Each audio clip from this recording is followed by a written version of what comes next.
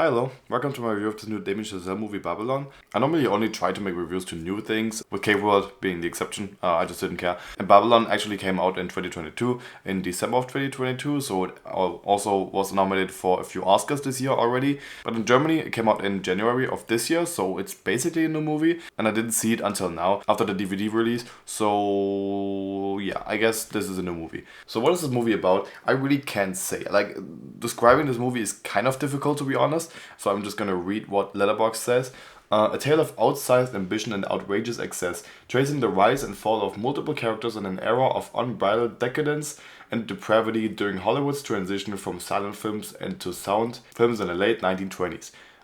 I guess, okay, but I didn't really need a description for this movie to be invested in it or to be interested in it, because basically everything that I like about movies, as it seems, is in this film. So first of all, it's the new Damien Chazelle movie, which is already a good thing. He made Whiplash, he made La La Land, he made First Man, he made only really fucking good movies. So expecting that this movie will be at least good is, yeah, I guess the least I can expect. But also, it's a Damien Chazelle movie with the score of Justin Hurwitz, and yeah, this guy has only done scores for Damien Chazelle movies, and I can definitely say every single one of Damien Chazelle's movies has some of the best music in it and some of the most perfectly fitting music to the movie as well. Also, it's a movie about old Hollywood and the filmmaking business, which I seem to very much enjoy. And it's also starring Brad Pitt and Margot Robbie in a movie about old Hollywood. So yeah, Once Upon a Time in Hollywood, basically. Those are enough reasons for me to be invested in this. I didn't know anything about the plot, to be honest. And I also have to say that besides this description, I didn't know anything about this movie simply because the trailer also didn't really give away a lot. So quickly describing how I feel about this movie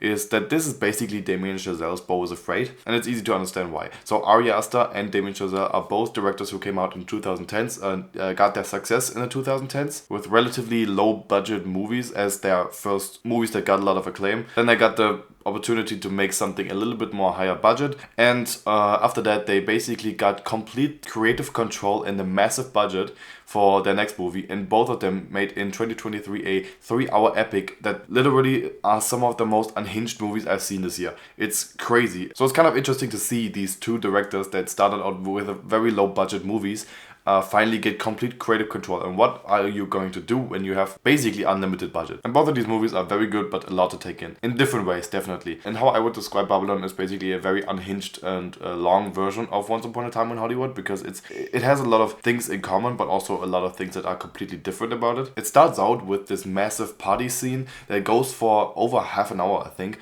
where you basically meet all of the main characters that you need for the story. There's a servant, there's a wannabe movie star, an old movie star, a trumpet player, a singer, and all these people are basically the people that this movie follows over the course of time, and the movie basically looks at them and how their life changed over the course of time in relations to the movie business, because that's basically the place that all of these people find themselves in after this party scene. And with a story like this, it shows definitely the good and the bad sides of their lives in Hollywood. This movie is both a love letter to Hollywood and movies, but also like a big fuck you to Hollywood, to be honest. And I really like that about this movie. The way this movie is both gushing over movies, but also like criticizing a lot of things that are very shady in the movie business. But first of all, what are the good things about this movie in general, and what I think is probably the most important thing about a movie, and that's the characters, because they all really worked. There are basically 5 main characters in this film. Some of them are more important than the others, but I have to say that all of them are definitely interesting in a way. The movie also makes a very good job at making you feel sympathy for these people, even though they all kind of make some questionable decisions. Some of them you can understand more than others, but in its entirety, they all kind of make some dumb decisions that lead to certain things in this movie. But in the end, you are always kind of sympathizing for them. Like, it's always understandable in a way what they are doing, even though it's not always the best things. The one character I cared about most is Brad Pitt's character. For one reason, it's obviously Brad Pitt, and Brad Pitt seems to just be one of my favorite actors in general. I just basically love every single movie he's in, and I will watch a movie if I see his name is connected with it. He has some of the most understandable problems and the most relatable problems in this whole movie. Even though everyone has their own problems in this film, his were just kind of, okay, this makes a lot of sense. And I think where a lot of people had very extreme and exaggerated scenes, his were, especially towards the end, much more quiet and emotional, and kind of the break that you get from all the crazy things that other characters get themselves into, which I really appreciated. Like that was a change that was kind of needed. If this was just this extreme sensory overload, like the party in the first half for 3 hours, it would be way too much. And his problems were basically the problems of Rick Dalton in Once Upon a Time in Hollywood. He is the fading movie star who kind of has to cope with the fact that even though his movies are getting very successful in the past, at this point he's like slowly fading out of the movie business, and he kind of tries to cope with the fact it was just less comedic than Once Upon a Time in Hollywood, and more serious in a way. Not all the time, but often.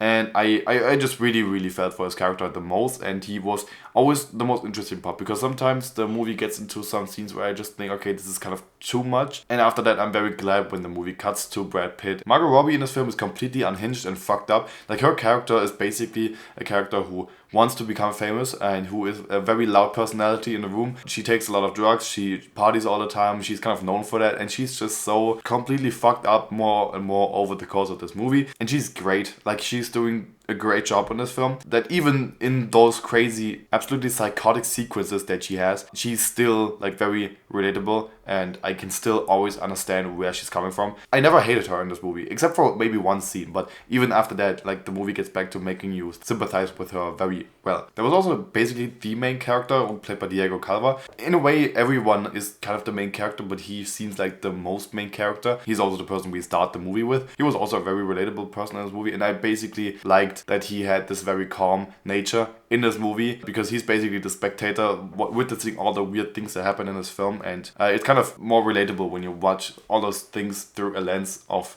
a person who is also kind of thinking, okay, what the fuck is even happening? Jovan Adepo, his character was kind of a character that didn't get as much screen time. He was basically in the background a lot, and I didn't feel like I needed a lot more from his character. He was kind of always the spectator. We always checked up on him, and it was kind of interesting to see where he is at this point. He also has this rise and downfall, or downfall in a way, backstory, and is probably the most grounded person in this whole movie. And the fifth character is played by Lee Jun Lee, and yeah, she was just kind of not there a lot. I kind of forgot what her role in this movie was for the most part. She didn't really have a lot of influence on the plot or on the characters. She was just kind of there, and then she was gone, which I didn't like. I thought she was kind of interesting, but not really necessary for the most part in this film. Besides the characters, there's a lot of things that you can love about this movie, and I really enjoyed this movie a lot, definitely. Like, the editing is extremely well done. I think the music is great. Again, Justin Hurwitz just does a great job with this film. I'm very excited to just listen to the score in itself. The movie is shot very well. It's very fast, but also slow when it needs to be slow. There's a lot of great and epic choreographies that are really difficult to pull off, probably, that looked really great. And in general, this movie is just so grand, and I really appreciate that. The only thing that I technically didn't like about this film is the fact that it sometimes was just so dark, especially in the first half of the movie,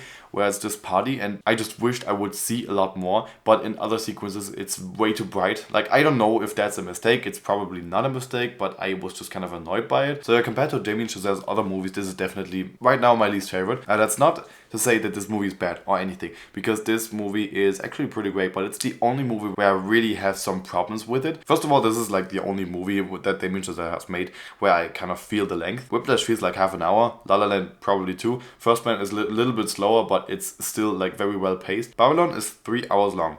And that's not a bad thing, to be honest, but I feel like when there's a bad scene or an uninteresting scene in a 3 hour long movie, it hurts the movie much more than when it is in a shorter movie. And in this movie, there were some sequences where I really just thought, okay, this doesn't interest me a lot, or I really don't know what this movie is doing with a scene like this. For example, there's a scene with a snake. It's not an unnecessary scene, but it's just kind of too long and too much to me. Or a scene with Tommy Maguire and a party. I just really didn't need that, or just didn't need to be that long. So those are just kind of scenes that made the movie feel longer than it needed to be. In comparison to that, some other scenes felt like they were so much quicker, especially the first party scene. Like, the first party sequences I watched on the clock was half an hour long, and it felt like maybe 10 minutes or so. It was this Great Gatsby type party, but with a lot more fucking and drugs, which was very interesting to see, definitely. And in comparison to that, there's a lot of scenes during the end that just felt much longer than they needed to be. Also, the ending is maybe too much a bit. I don't want to spoil anything, but this last scene kind of felt like something I could have also just Googled on YouTube. You will see what I mean when you watch it.